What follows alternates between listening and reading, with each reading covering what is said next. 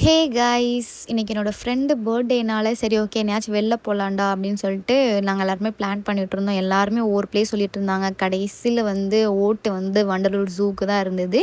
சரி ஓகே அங்கேயே போயிடலான்னு சொல்லிட்டு நாங்களும் அங்கேயே கிளம்பிட்டோம்.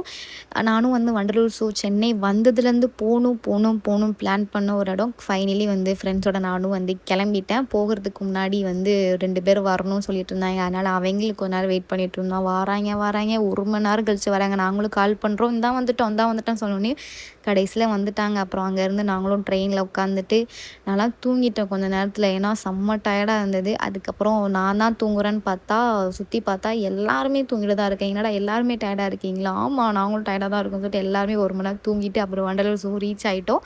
அப்புறம் அங்கேருந்து நாங்கள் ஆட்டோவில் தான் போனோம்.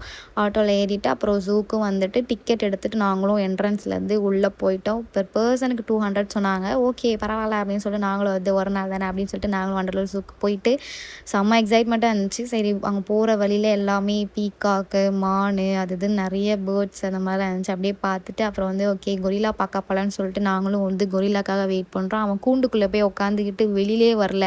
டேய் வாடா அவங்கள தாண்டா நாங்கள் பார்க்க வந்திருக்கோம் அப்படின்னு சொல்லிட்டு நாங்கள் கூப்பிட்டுட்டு இருந்தோம். கடைசி வரைக்கும் அவனை எங்களால் பார்க்கவே முடியல. சைடாக மட்டும்தான் நாங்கள் பார்த்தோம்.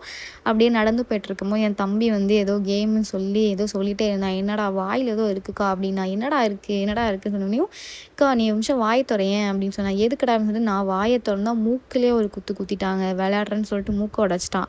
அப்புறம் அங்கேருந்து நாங்கள் அப்படியே டைகர் பார்க்க போனோம். ஒயிட் டைகர் செம்ம கால்வலி.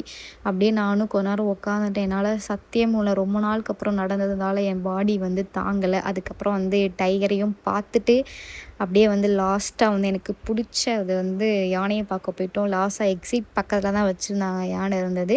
அப்படியே யானை கரெக்டாக அந்த டைம் தான் ஃபுட்டு கொடுத்தாங்க. யானையும் பார்த்துட்டு அப்படியே அங்கேருந்து எல்லாருமே செம்ம டயர்டாகட்டும். வெளில கொஞ்ச நேரம் உட்காந்துட்டு இருந்தோம். அப்படியே கொஞ்ச நேரம் ரிலாக்ஸ் ஆகிட்டு அப்படியே நாங்களும் வண்டலூர் ஜூலேருந்து கிளம்பிட்டோம். ஓகே மக்களே, பாய்.